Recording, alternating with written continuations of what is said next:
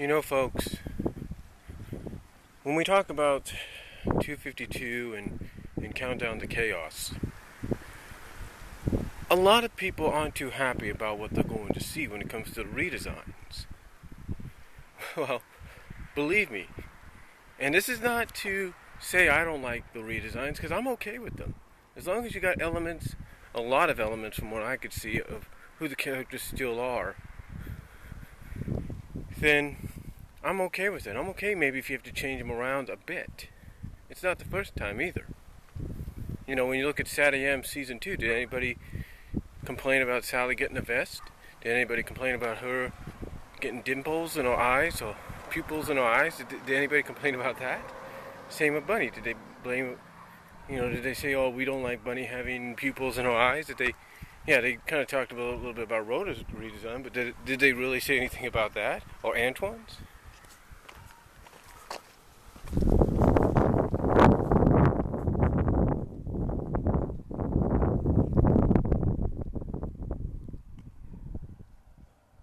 Did they? No, of course they did. And you know why? Because they weren't that big of significant changes. Yes, they were redesigns, but they were redesigns because of the new season. Now, again though, this is not to say I don't like the redesigns. I'm okay with them. I'm cool with them. Like I said, as long as there's some element of the character left in them, I'm alright with them. But you see, I can kind of understand when someone comes around and says, I don't like the redesigns because such and such. Because I don't like how it happened, how it came about. Excuse me for a second.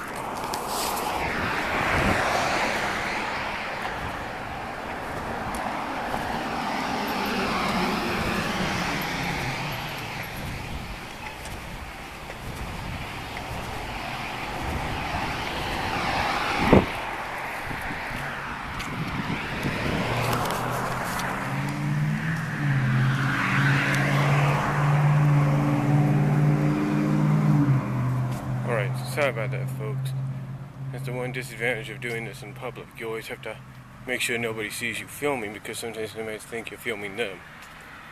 But anyway, like I said, as I was trying to point out, people come up with all different excuses and stuff, and to say, hey, we don't like this, we don't like that, and that's okay. That's fine. That's their decision.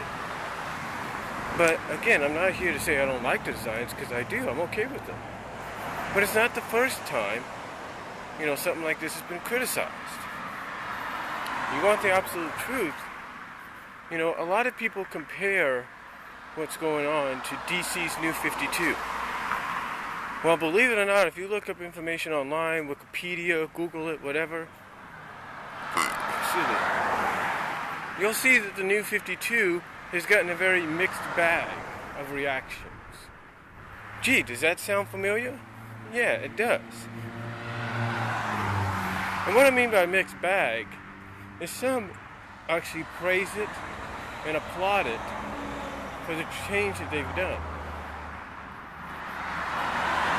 while others are more along the lines of, why did it have to be done? It doesn't make sense. Why fix it? Why fix that which does not need to be fixed? Or why fix that which is not broken, as they would say? Why do that? Hold on for a second. Why do that? Why fix that? Why fix that which is not broken? It's real simple. It's real simple, and it's the same thing even I think Marvel went through with this, maybe. Just a bit. Maybe not as drastically as DC did with 52. But it's very simple. To attract new viewers, new readers, and new subscribers. You see, we're basically in a time period, if you will, where a lot of things in the past 10 or something years have been rebooted. well, not 10 years, but almost nearly 10 years. About near 10 years, in the past 8 to 10 years, in the past 8.5 to 9 years, let's just put it that way, almost 10, a year and a half shy of 10, that a lot of things have been rebooted, or revamped, or remade. And sometimes a reboot can be a continuation, thus being a soft reboot. Take a look at Biker Mice from Mars. When they were revamped and softly rebooted for 2006 to 2007, the characters were still the same. True, certain characters like Charlene, Carbine, and a few others got some redesigns or alterations done to the design, as well as the Biker Mice themselves, but not really much change personality-wise.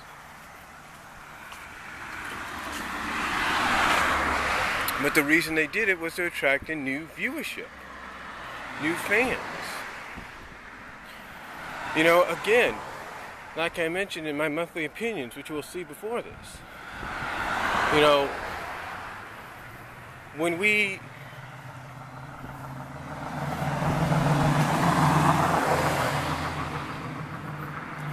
when Nickelodeon decided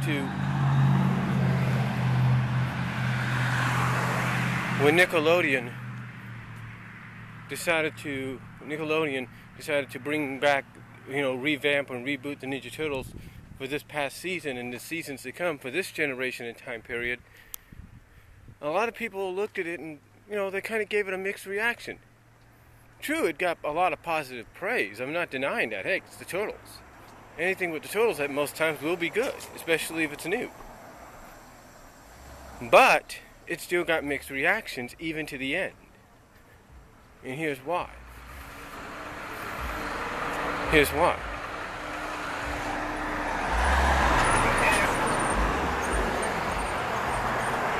Again, here's why. Because even though the show was kind of a mixture of everything Turtle, like, the 80s cartoon and the 2003 to 2009 series, and maybe a little bit of the black and white and Archie series, black and white comic series and Archie comics and stuff like that. Even though it was a mixture of a lot of that, there were still some fans that had mixed reactions and reservations for it because of certain things that they did to the characters themselves that they felt didn't need to be needed or didn't need to be done. Like, again, biggest example, April. And that's the one that's going to stick out in a lot of people's mind.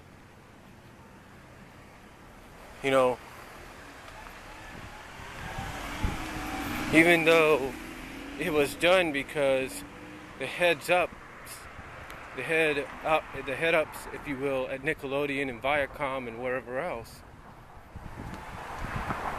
basically said, and I think even beyond them, and other parental groups and stuff, basically said, hey, we cannot have a series.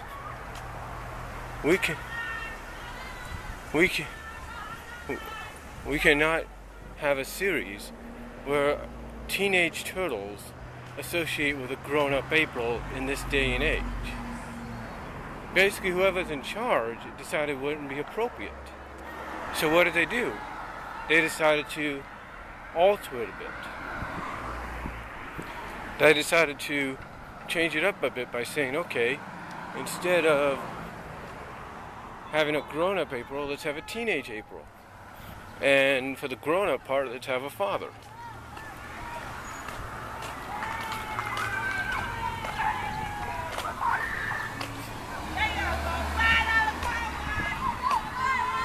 Hold on for a second.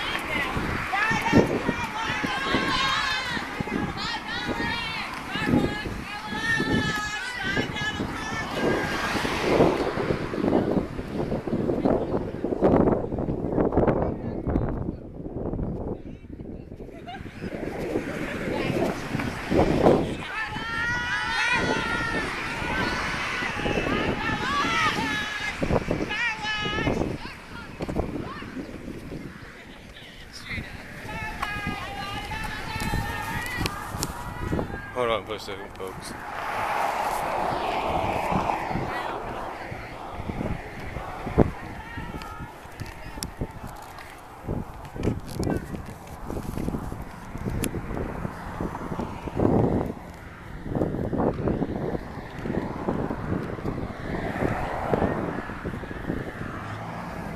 Sorry about that, folks. Another car wash situation going on around here. But anyway, again, like I said, the reason they did the April, again, the reason April, even though, like I said, the show got positive reviews,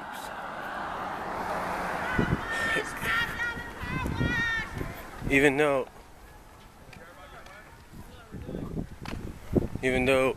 like I said, it got positive reviews, the one thing that stuck in people's mind was April being changed. And a lot of longtime fans, some of them may have liked it and were okay with it.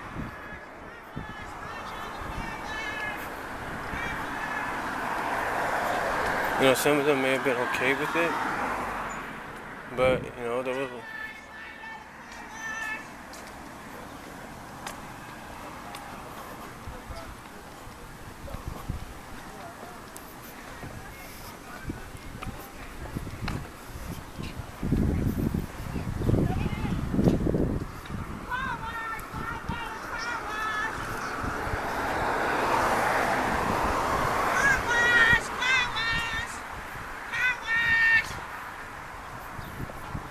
Sorry about this, folks.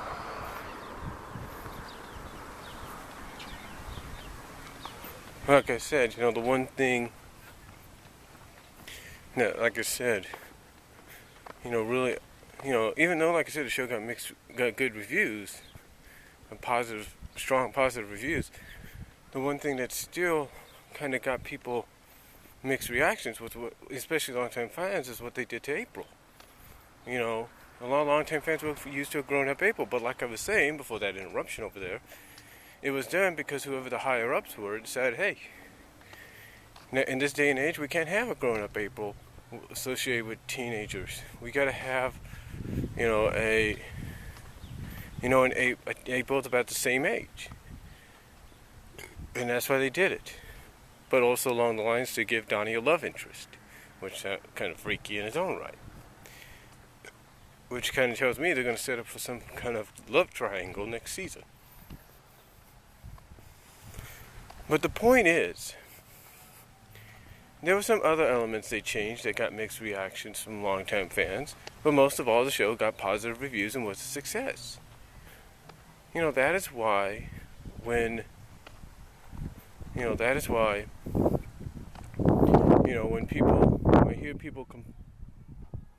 I hear people complaining about, the new 52. I mean, not new 52, but complaining about, complaining about the Countdown to Chaos and the redesigns. It's not the first time. And all we have to do, like I said in the monthly reviews, is, just give it time, to see what happens. I mean, yeah, it's a result of, the Genesis wave and all that, the Super Genesis wave, people call it, and it being broken down because of interference by Eggman. There's no doubt about that. But there's always a reason behind redesigns. I mean, take a look at the Flashpoint Paradox, the movie and the book itself, the issues in the book itself. After, at the end of the Flashpoint Paradox, basically, things seem to be the same. Like, let's see, a tree like this is the same, the sky is the same, and all that. But there were slight changes to the characters, like redesigns in their outfits, and maybe, that's about it. And maybe a bit of personality, but I don't see that with the Freedom Fighters, because like I said, whether you want to believe Ian or not, the characters he said are still going to be the characters you know and love. But still, the point is, after Flash came back, things were still the same, but there were slight alterations, mostly in redesigns of outfits and stuff. So, so that's about it. So that's about it. Basically, that's all it was. And yeah, you might say, well, they got the new war coming out, and that doesn't help. True, it doesn't help, but hey, it's still showing. Yeah, it doesn't help because it basically restarts exactly where Justice League New 52 version starts off. But still, the point is, like I'm saying, still what I'm saying is, sometimes events have to happen for these things to happen. And even if it means, as much as people don't like to hear it, even if it means Sally gets an outfit courtesy of a Mecha Sally weaponized outfit, then so be it. There's not much you can do. And maybe they're going to have a reason for her keeping it. Who knows? But to me, you got to look at other franchises and what they've done when it comes to reboots, revamps, soft reboots, and redesigns, and how they came about, and kind of question yourself on that. So, and ask yourself, is this any different? So until then, I'll talk to you all later, but comment below, let me know what you guys think.